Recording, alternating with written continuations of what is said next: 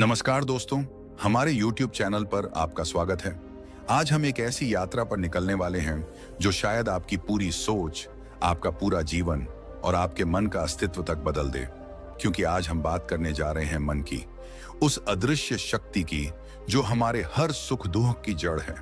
और आज हम समझेंगे कि कैसे गौतम बुद्ध ने हजारों साल पहले वही बताया जिसे आज आधुनिक मनोविज्ञान, साइकोलॉजी समझाने की कोशिश कर रहा है कि अगर तुमने अपने दिमाग को जीत लिया तो दुनिया की कोई भी चीज तुम्हें नहीं हरा सकती। जरा सोचिए, हर दिन कितने विचार आपके दिमाग से गुजरते हैं? कभी आपने उन्हें गिना है? शोध कहते हैं कि इंसान के मन में एक दिन में लगभग 60 से 80 हजार विचार आते हैं। और हैरानी की बात यह है कि उनमें से 80% विचार वही होते हैं जो कल थे। वही चिंताएं, वही डर, वही उलझने। यानी हमारा दिमाग एक पुराने गाने की तरह बार बार वही धुन बजाता रहता है। बुद्ध ने कहा था, तुम्हारा मन ही तुम्हारा मित्र है और मन ही तुम्हारा शत्रु। अगर तुमने इसे साध लिया तो तुमने जीवन जीत लिया। लेकिन सवाल यह है, मन को साधा कैसे जाए? क्योंकि यही मन कभी प्रेम सिखाता है तो कभी क्रोध। यही मन हमें सपने दिखाता है और फिर उन्हीं सपनों के टूटने पर रुलाता है। यही मन हमें ऊंचाइयों तक ले जाता है और कभी अचानक अंधकार में धकेल देता है। बुद्ध कहते थे, मन एक चंचल बंदर की तरह है जो हर पल शाखा से शाखा पर कूदता रहता है। मनोविज्ञान भी यही कहता है कि मानव मस्तिष्क का स्वभाव है विचार प्रवाह, स्ट्रीम ऑफ कॉन्शियसनेस। हमारा दिमाग रुकना नहीं जानता, वह लगातार सोचता रहता है। अतीत की यादें, भविष्य की कल्पनाएं और वर्तमान की गुत्थियां। और यही सबसे बड़ा दुख है, क्योंकि जब मन अतीत में होता है तो हमें अपराध बोध सताता है। जब मन भविष्य में होता है तो हमें चिंता खाती है। लेकिन जब मन वर्तमान में होता है तभी शांति का अनुभव होता है।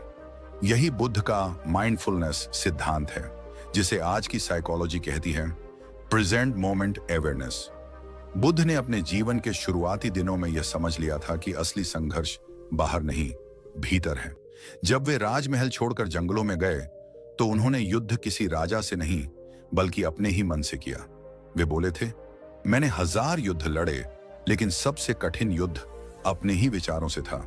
क्या आपने कभी गौर किया है कि जब हम गुस्से में होते हैं तो वही गुस्सा हमें कैद कर लेता है?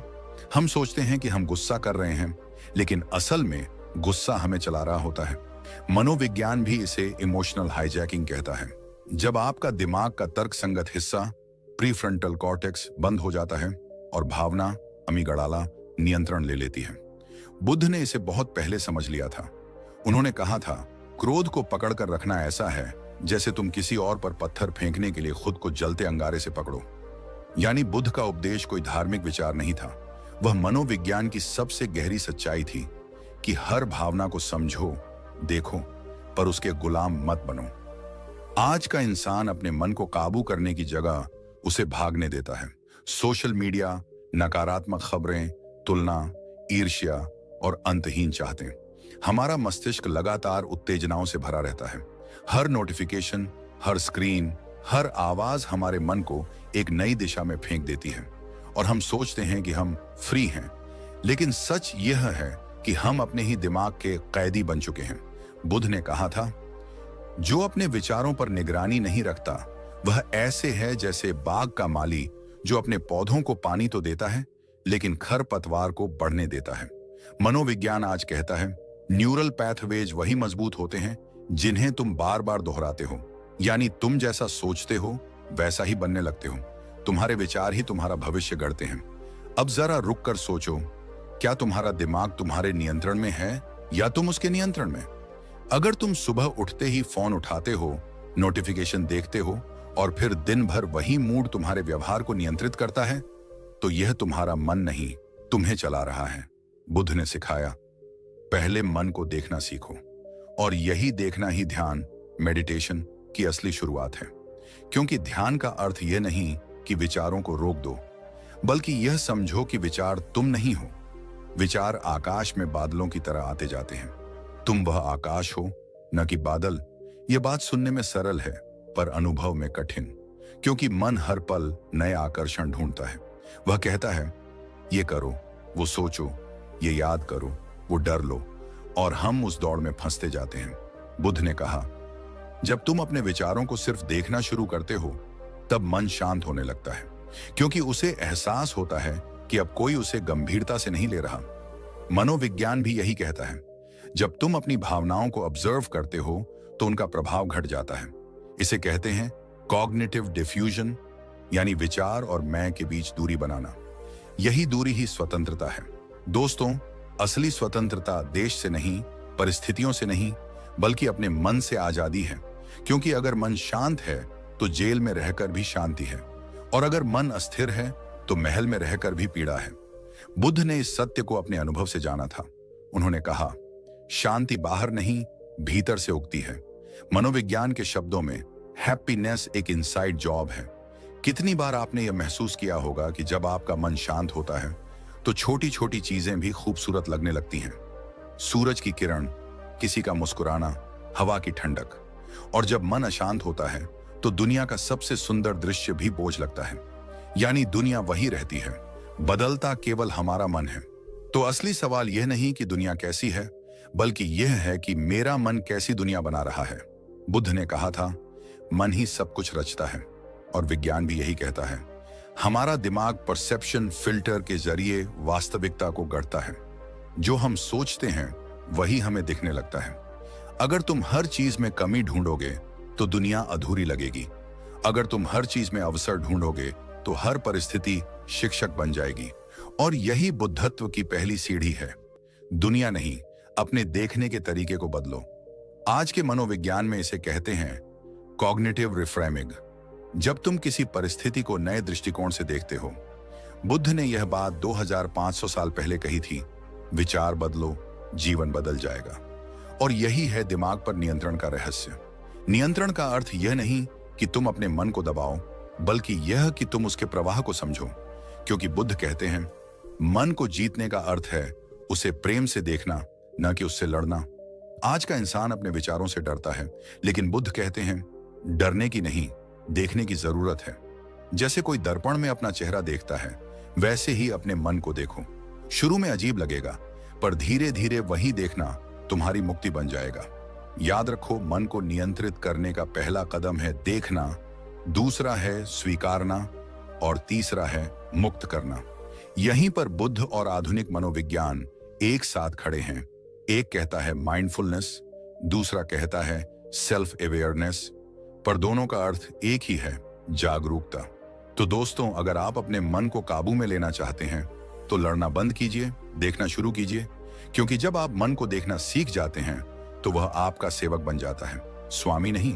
और यही है असली बुद्धत्व की शुरुआत, जहां विचार आते हैं पर तुम्हें हिलाते नहीं, जहां भावनाएं उठती हैं पर तुम्हें डुबोती नहीं, जहां जीवन चलता है पर तुम भीतर से स्थिर रहते हो।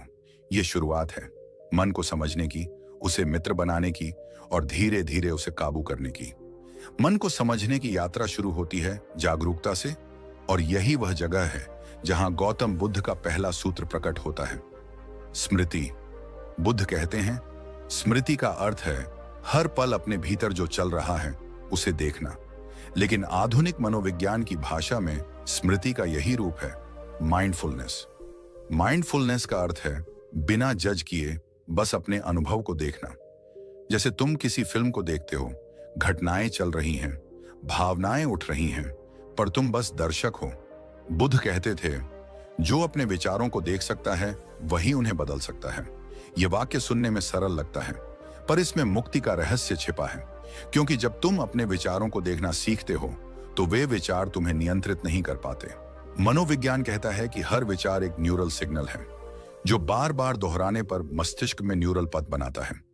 और जब तुम उस विचार को बार बार दोहराते हो, मैं दुखी हूं, मैं असफल हूं, मैं डरता हूं, तो तुम्हारा मस्तिष्क उसे सच मानने लगता है। लेकिन अगर तुम सजग होकर उसे सिर्फ देखो तो वह सिग्नल कमजोर पड़ने लगता है। यही स्मृति का विज्ञान है, देखना पर प्रतिक्रिया न देना, समझना पर चिपकना नहीं। बुद्ध ने कहा था, मन एक तालाब की तरह है, जब तुम उसे छेड़ते नहीं तब उसमें सब कुछ स्पष्ट दिखाई देता है। आज का मनोविज्ञान कहता है, observation changes the brains chemistry, यानी केवल देखने से ही विचार की शक्ति कम हो जाती है। स्मृति हमें यह सिखाती है कि मन को दबाना नहीं है, उसे बस धीरे धीरे समझना है, क्योंकि जो देखा जाता है वह बदलने लगता है।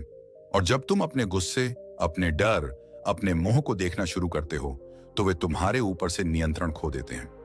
बुद्ध ने अपने शिष्यों से कहा था, जब तुम क्रोध में हो तो क्रोध को देखो, जब तुम दुखी हो तो दुख को देखो, और जब तुम शांति में हो तो उस शांति को भी देखो, क्योंकि हर अवस्था आती जाती है, पर जो देखने वाला है वह सदा स्थिर है। यही देखने वाला, यही साक्षी हमारा असली स्वरूप है। दूसरा सूत्र, ध्यान, मेडिटेशन। बुद्ध ने कहा, ध्यान मन की औषधि है। जिसने ध्यान सीख लिया उसने अपने मन के तूफान को शांत करना सीख लिया। ध्यान का अर्थ यह नहीं कि तुम विचारों को रोक दो, बल्कि यह है कि तुम उनके बीच शांति का स्थान ढूंढो। जब तुम ध्यान में बैठते हो तो शुरुआत में तुम्हें लगता है कि मन पहले से ज्यादा भाग रहा है, पर असल में अब तुम पहली बार उसे देख पा रहे हो। मनोविज्ञान कहता है, ध्यान करने से मस्तिष्क का अमिग्डला शांत होता है, जो भय और क्रोध की जड़ है। ध्यान प्रीफ्रंटल कॉर्टेक्स को सक्रिय करता है, जो निर्णय, करुणा और संतुलन का केंद्र है। यानी जो काम बुद्ध ने अनुभव से बताया वही विज्ञान अब प्रयोगों से साबित कर चुका है। बुद्ध के जीवन में एक घटना आती है। जब वे निर्वाण के पहले दिन ध्यान में बैठे थे तो उनके भीतर इतनी गहरी शांति थी कि चारों ओर का वातावरण स्थिर हो गया था। उनकी आंखों में कोई संघर्ष नहीं था, बस स्थिरता थी। वे बोले, जब मन रुकता है तभी सत्य प्रकट होता है। ध्यान तुम्हें मन का मालिक बनाता है। तुम अब अपने विचारों को चला सकते हो, न कि उनके पीछे भाग सकते हो। और यही नियंत्रण है। यह नियंत्रण बाहरी नहीं, आंतरिक है। जहां तुम गुस्से को आते हुए देखते हो पर उससे एक कदम पीछे रह जाते हो, जहां तुम भय को महसूस करते हो पर उसके कैदी नहीं बनते। ध्यान का अभ्यास तुम्हें यह सिखाता है कि मन एक उपकरण है। इसे तुम उपयोग करो, पर इसे तुम्हारा उपयोग मत करने दो। आज विज्ञान कहता है, रोज 10 मिनट का ध्यान भी तनाव को कम करता है, नींद सुधारता है और मस्तिष्क की नई कोशिकाएं बनाता है। बुद्ध इसे मौन की चिकित्सा कहते थे। तो दोस्तों, अगर आप अपने दिमाग को काबू में रखना चाहते हैं तो ध्यान को अपनी दिनचर्या का हिस्सा बना लीजिए, क्योंकि मन को जीतने का सबसे सुंदर रास्ता है ध्यान में उतर जाना। तीसरा सूत्र, समता, इक्वानिमिटी। समता का अर्थ है हर परिस्थिति में स्थिर रहना। बुद्ध कहते हैं, जब सुख आए तो मत झूमो, जब दुख आए तो मत टूटो। यानी परिस्थितियां बदलेंगी पर तुम अपने केंद्र में स्थिर रहो। मनोविज्ञान इसे कहता है इमोशनल स्टेबिलिटी। जब तुम्हारे भावनाएं तुम्हारे निर्णयों को नियंत्रित नहीं करती, बल्कि तुम्हारा विवेक तुम्हारे भावनाओं को दिशा देता है, वही समता है। बुद्ध के शिष्यों में एक था आनंद। वह बुद्ध के बहुत करीब था, पर हर छोटी घटना पर भावुक हो जाता था।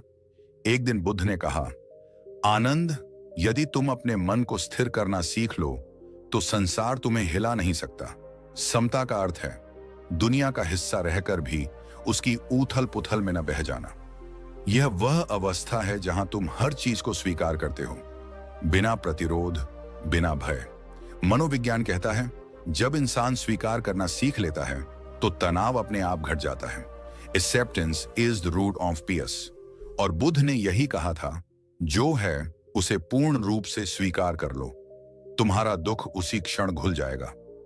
अब जरा सोचिए, अगर हम अपने जीवन में इन 3 सूत्रों स्मृति, ध्यान और समता को अपना लें तो क्या हमारा मन कभी हमें नियंत्रित कर पाएगा?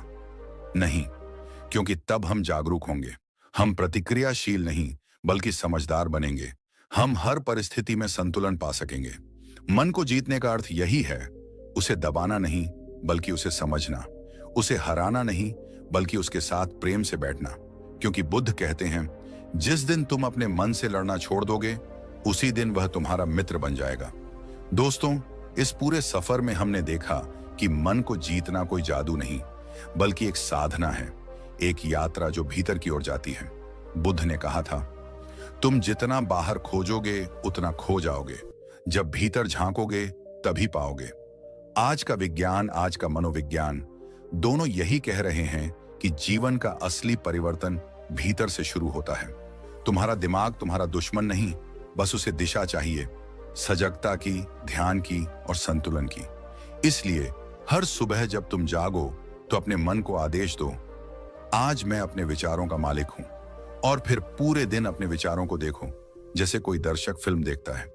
धीरे धीरे वही दर्शक ही जागरूकता बन जाएगा और वही जागरूकता तुम्हें स्वतंत्र करेगी। जीवन की सबसे बड़ी जीत बाहर की नहीं, भीतर की होती है। जिसने अपने मन को जीत लिया उसने संसार को जीत लिया। और जब यह समझ गहराई से उतर जाती है तब जीवन बदल जाता है। तब न गुस्सा तुम्हें हिला पाता है, न दुख तुम्हें तोड़ पाता है। तब तुम हर परिस्थिति में मुस्कुरा पाते हो क्योंकि तुम्हें पता है अब तुम अपने मन के मालिक बन चुके हो। दोस्तों, अगर इस यात्रा ने आपके मन में थोड़ी भी रोशनी जगाई हो, अगर आपने इस वीडियो को सुनते सुनते भीतर कहीं शांति महसूस की हो, तो इसे अपने तक मत रखिए। इस संदेश को उन तक पहुंचाइए जो अपने मन के शोर में खो गए हैं। क्योंकि जब एक मन शांत होता है तो एक पूरा संसार शांत होने लगता है। ऐसी ही गहराई भरी, जीवन बदल देने वाली शिक्षाएं हम हर वीडियो में आपके साथ बांटते हैं। तो अगर आपने अभी तक नहीं किया है तो हमारे चैनल को सब्सक्राइब कीजिए, घंटी के निशान को दबाइए ताकि हर नई आध्यात्मिक और प्रेरणादायक यात्रा सबसे पहले आप तक पहुंचे। क्योंकि ज्ञान ही असली शक्ति है और वह शक्ति आपके भीतर है, बस उसे पहचानने की देर है। धन्यवाद।